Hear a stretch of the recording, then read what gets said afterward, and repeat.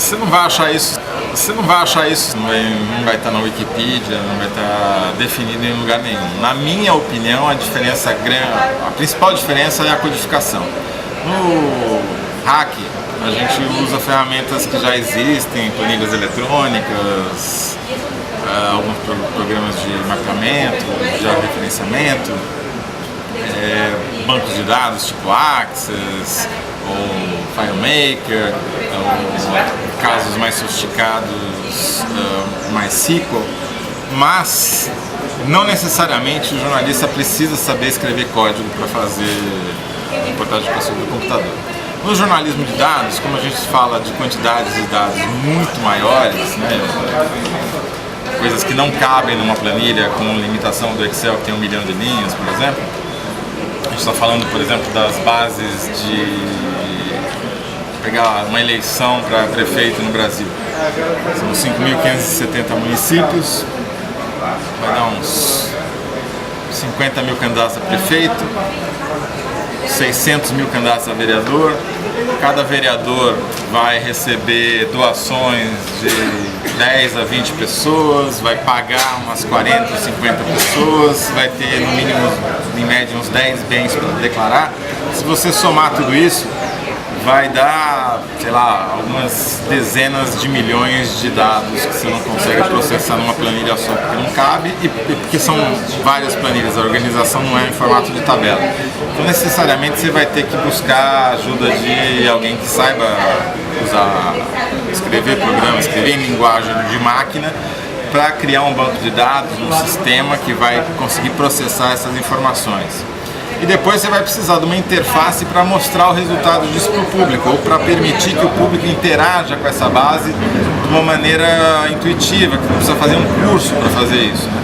E aí entra o papel dos designers, os arquitetos da informação, o cara que vai imaginar uma interface que seja ao mesmo tempo amigável e complexa, porque tem uma complexidade por trás de si que permita aquilo ser útil para fazer análise dessa grande quantidade de informação. Tem muitos problemas, é preciso avançar, mas eu acho que foi uma grande conquista e mudou muito. Na verdade, hoje eu acho que, embora existam muitos problemas ainda de acesso à informação, eu acho que o gargalo maior talvez esteja na nossa capacidade de processamento. As redações ainda não estão preparadas, não tem material humano e não tem equipes formadas para lidar com essa quantidade de informação que já existe e está disponível. É difícil da gente fazer a quantificação por país, porque mesmo nos Estados Unidos você vai ter lugares que vão estar muito desenvolvidos, como o New York Times, na Inglaterra o Guardian, e vai ter lugares que vão estar muito atrasados. O jornal em Tampa, lá na Flórida, não necessariamente vai ter um time de jornalismo de dados. Claro que na média eles estão muito à frente da gente. No Brasil a gente tem alguns jornalistas, algumas equipes, é uma coisa pontual.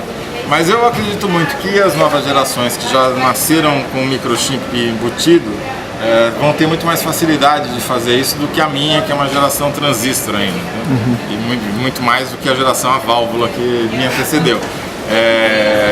Porque já tem uma intimidade maior com as ferramentas. Agora precisa, obviamente, ter uma parte de treinamento, de formação em, digamos, ciência básica, e básica nesse caso é básica mesmo, que é aprender os fundamentos da estatística, os fundamentos da matemática, da aritmética, porque sem isso a gente não consegue fazer nada.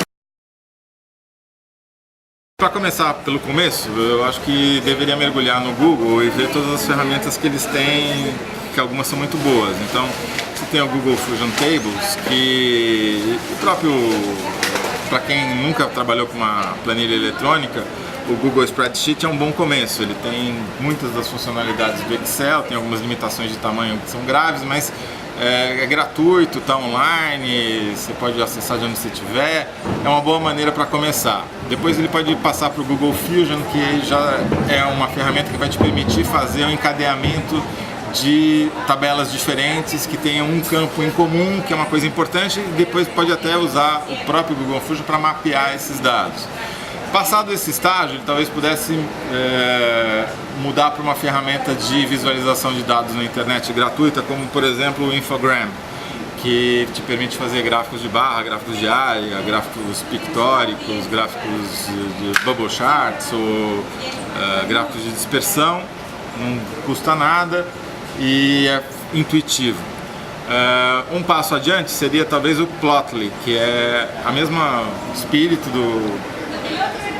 do Infogram, com algumas ferramentas a mais de análise de dados para fazer distribuição, histograma, para ver como é que é a distribuição de um conjunto de dados,